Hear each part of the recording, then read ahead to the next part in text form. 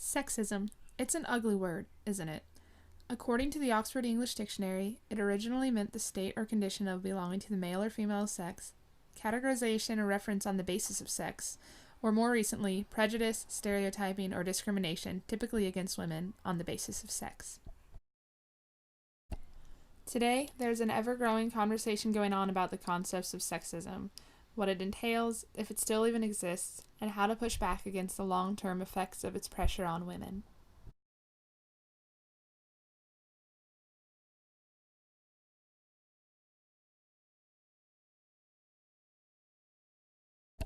Unfortunately, these conversations tend to exclude marginalized groups like women of color, women who are disabled, women who aren't cisgender, and many more. However, there are wonderful movements that work to include the voices and experiences of those marginalized groups. In today's conversations surrounding sexism, I've noticed a lack of attention being paid toward a huge group, which is made up of young girls up to the age of about 12, representing all intersections of race, socioeconomic status, and identity.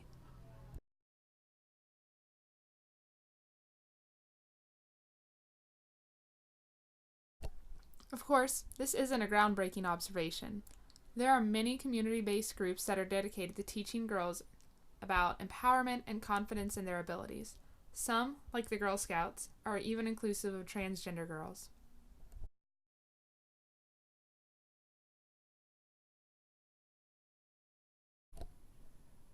My goal with this campaign is to start a conversation that brings attention to this large gap in the sexism conversation, and to give people ideas on how to integrate the experiences of young girls into the conversation, so that they're not pushed off to the sides.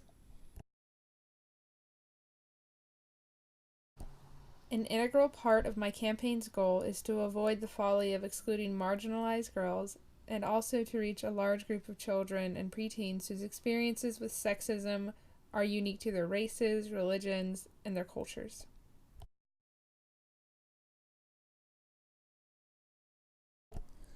A major part of this campaign's success will depend on social media interaction. This will require using the official hashtag, posting links to organizations, and, perhaps most importantly, sharing personal anecdotes of how girls have been encouraged and motivated. The official hashtag for this campaign is Inspire Girls, and its aim is to create a series of positive assertions and suggestions for adults to see and share and hopefully participate in. While teenage and adult-aged women are obviously the main target of the campaign, men's involvement will increase the spreading success of the campaign. There are two simple ways to use the hashtag most effectively.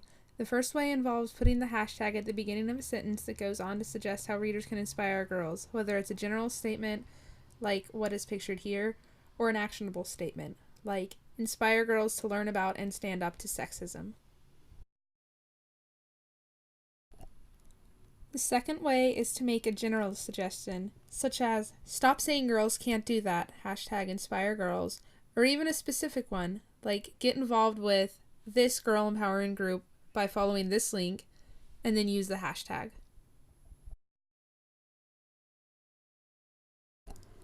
Like I've already said, this campaign needs the support of marginalized adult voices to reach girls whose experiences might not fit in with what a lot of the campaign's participants say.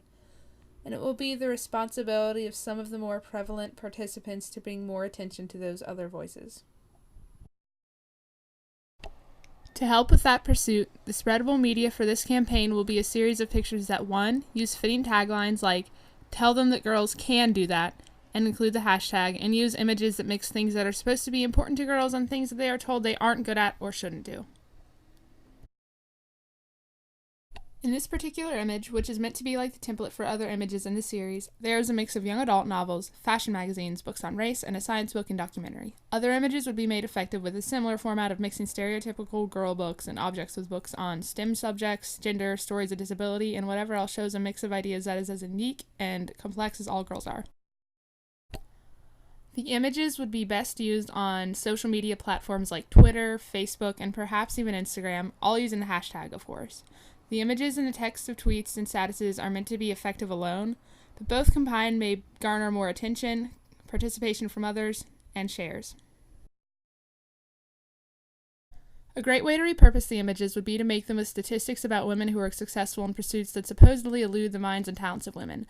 This can be accomplished by linking to articles and credible studies, or even by sharing personal anecdotes that exemplify the ways in which women aren't, for example, always bad at math or unarguably physically and emotionally weak.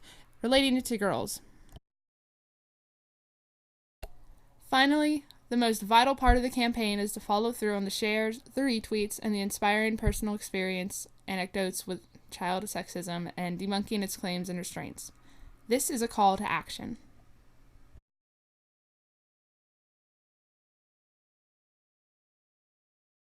The parents, teachers, coaches, siblings, and mentors who are participating in the digital side of this campaign need to actually put what they're saying into action. They need to start cleaning up the sexist language and myths that they are innocuously feeding to impressionable children.